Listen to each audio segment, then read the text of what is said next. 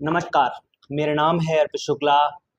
पहलगाम में हुए दर्दनाक और बेरहम हमले के बाद में लगातार देश मांग कर रहा था सरकार से कि कुछ बड़ी त्वरित कार्रवाई पाकिस्तान के ऊपर होनी चाहिए, क्योंकि पाकिस्तान जैसे देश को, घटिया देश को सबक सिखाने का अब सही समय आ गया है।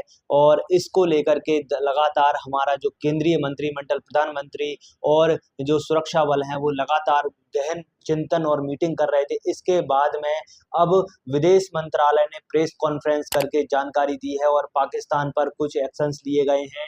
सबसे बड़ा एक्शन है, सिंधु जल समझौते को रद्द कर दिया गया है। जी हाँ, ये जो समझौता है काफी पुराना समझौता था और इस समझौते के तहत भारत अपने हिस्से का पानी, जो कि भारत में से जो नदियां निकलती हैं उन नदियों के पानी को पूरी तरीके से अधिक मात्रा में पाकिस्तान को देता था, लेकिन अब उस समझौते को रद्द कर दिया गया है। और अब भारत किसी भी रूप से बाइंडिंग नहीं है इस आदेश को मानने के लिए कि कौन कौन सी नदियों का पानी पाकिस्तान को देगा। भारत चाहे तो पूरे का पूरा पानी इस्तेमाल कर सकता है। बड़ा असर हो सकता है अगर भारत ने अपने क्षेत्र में बांधों का निर्माण कर दिया। हालांकि इसके दूरगामी परिणाम देखने को मिलेंगे, त्वरित कोई भी प्रभाव पाकिस्तान पर नहीं होगा। पहला जो डिसीजन है इसका त्वरित इंस्टेंट पाकिस्तान पर कोई भी रिजल्ट नहीं मिलेगा, क्योंकि डैम्स बनने में, सैंक्शन होने में काफी लंबा समय लगता है। इसके बाद में दूसरा निर्णय लिया गया है, अटारी बॉर्डर पोस्ट को बंद कर दिया गया है। जहां पर बीटिंग द रिट्रीट सेरेमनी होती है उस पोस्ट को बंद कर दिया गया है। हालांकि इस पोस्ट के होने और नहीं होने से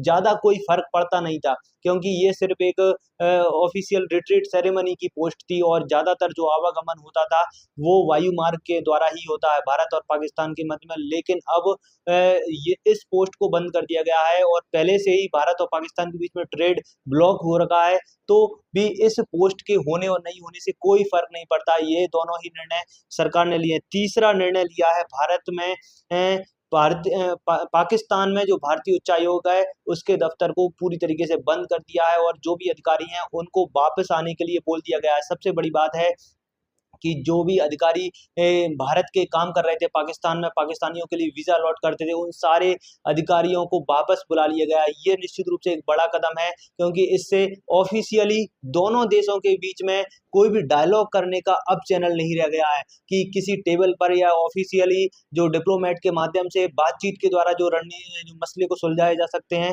वो पूरा चैनल अब भारत सरकार ने बंद कर दिया है। और दिल्ली में भी जो पाकिस्तान के अधिकारी हैं उनको 7 दिन का समय दिया है, आप अपने देश को छोड़ करके, भारत को छोड़ करके चले जाएं। इस तरह का जो आदेश है विदेश मंत्रालय की तरफ से निकाला गया है। और अगला है कि 48 घंटे में पाकिस्तान के जितने भी नागरिक भारत में हैं उनको देश छोड़ने के लिए कह दिया गया है और कोई भी पाकिस्तानी अब भारत में प्रवेश नहीं कर सकता। ये सरकार ने एक बड़ा फैसला, बड़ा निर्णय है, डिसीजन लिया है और निश्चित रूप से इसके दूरगामी इफेक्ट जरूर देखने को मिलेंगे, क्योंकि जो पाकिस्तानी, कई पाकिस्तानी भारत में आते थे और विभिन्न कार्यों के लिए अलग अलग देशों के साथ में आते थे, लेकिन अब उनकी जो एंट्री है पूरी तरीके से ब्लॉक कर दी गई है। और हालांकि पूरे ही देश में उबाल है, जगह जगह पुतले फूके गए। जम्मू कश्मीर, श्रीनगर भी पूरी तरीके से बंद रहा और जो 27 लोगों की जो निर्ममता से हत्या कर दी गई है उसके खिलाफ देश में अभी भी मांग है कि कोई ठोस कार्रवाई होनी चाहिए, जिससे